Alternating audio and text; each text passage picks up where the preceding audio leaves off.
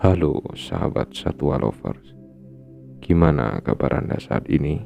Semoga sehat selalu dan lancar rezekinya ya sahabat. Amin.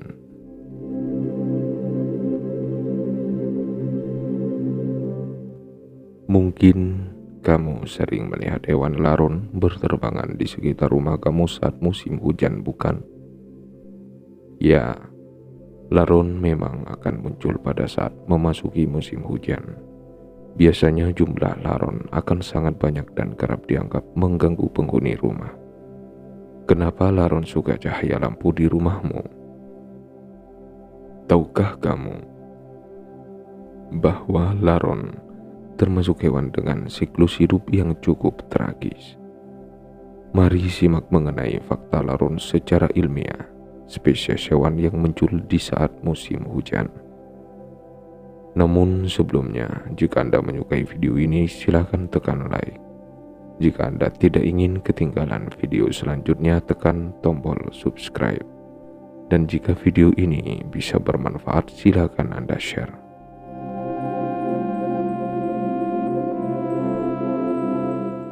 Yang pertama, laron adalah bagian dari koloni rayap yang menjaga siklus hidup mereka.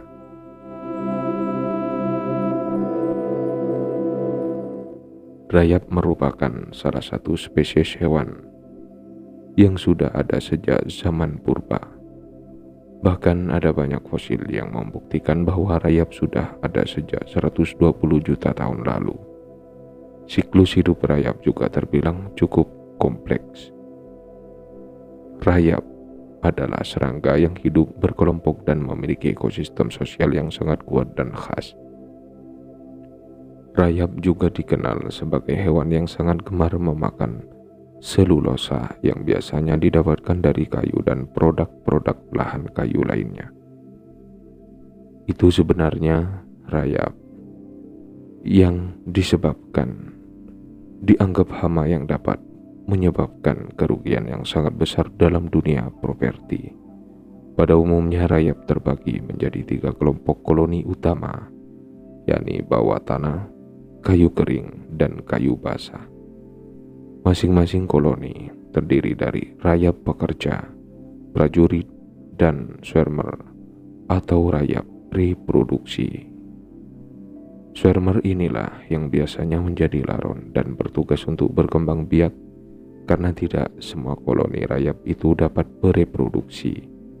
Sebagian koloni rayap bersifat mandul sehingga untuk melanjutkan kelangsungan hidup mereka membutuhkan subspesies bernama swarmer laron.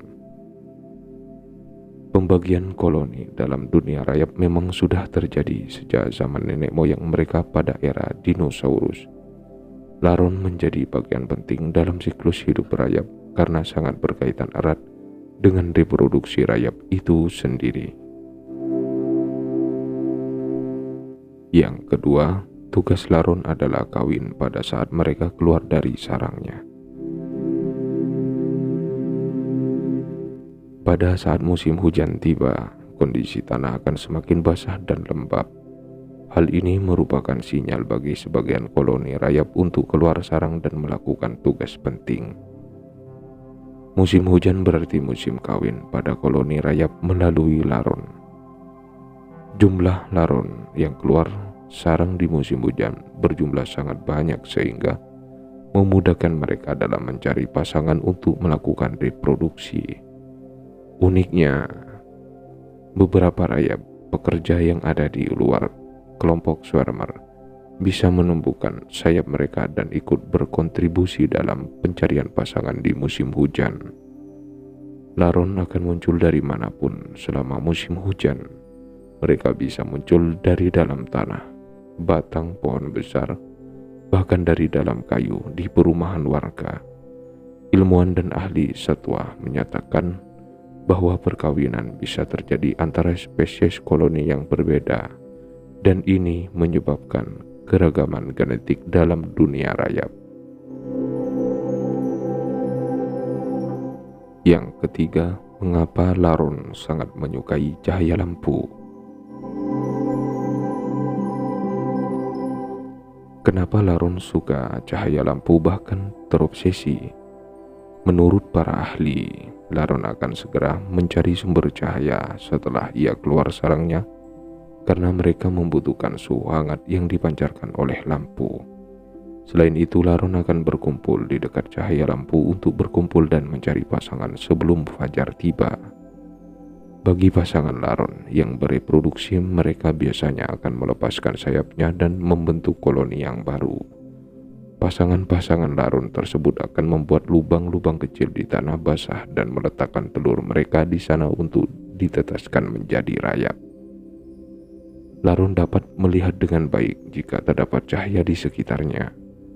Hal ini berbeda dengan rayap kasta, pekerja, dan prajurit yang buta.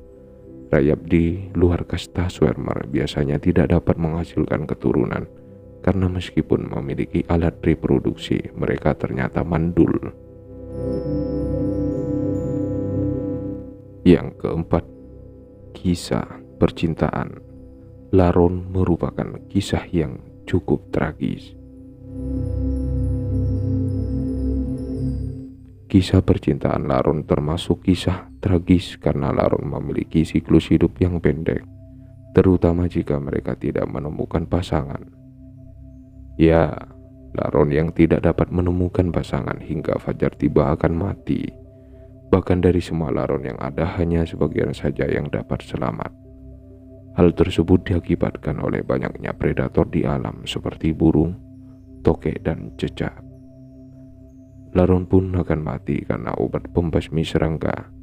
Laron akan mati jika tidak mendapatkan pasangan karena mereka akan terus aktif di luar sarang sampai sinar matahari muncul di pagi hari. Sinar matahari membuat laron kehilangan sebagian besar cairan tubuhnya sehingga membuat tubuh mereka kering dan tidak lagi lembab. Padahal laron membutuhkan suhu lembab untuk tetap dapat hidup, misalnya di bawah tanah atau di dalam batang pohon besar. Yang kelima, laron betina dapat menghasilkan 30.000 butir telur. Laron betina dapat menghasilkan telur sebanyak 30.000 butir dalam sehari. Jumlah yang sangat banyak tersebut dibutuhkan untuk mengimbangi siklus hidup laron yang cukup tragis di alam liar. Ya, rupanya alam telah mendesain siklus hidup laron dan rayap sedemikian rupa supaya mereka dapat menjadi penyintas hebat di alam liar. Dari semua telur yang dihasilkan, hanya sebagian saja yang sanggup menjadi rayap sampai dewasa ke siklus hidup selanjutnya. Bahkan sebelum laron-laron tersebut bertelur, mereka bisa dengan mudah dimangsa oleh predator. Belum lagi gangguan lainnya yang berasal dari alam. Gangguan tersebut dapat memusnahkan telur-telur mereka secara masif. Itu sebabnya laron memiliki kemampuan reproduksi hebat dalam menghasilkan jumlah telur yang sangat banyak dalam satu waktu. Itulah beberapa fakta laron secara ilmiah. Hewan yang suka dengan cahaya lampu. Ternyata perjuangan mereka untuk dapat bereproduksi cukup berat juga ya. Mungkin sekian dulu dari kami. Sampai bertemu lagi di video selanjutnya.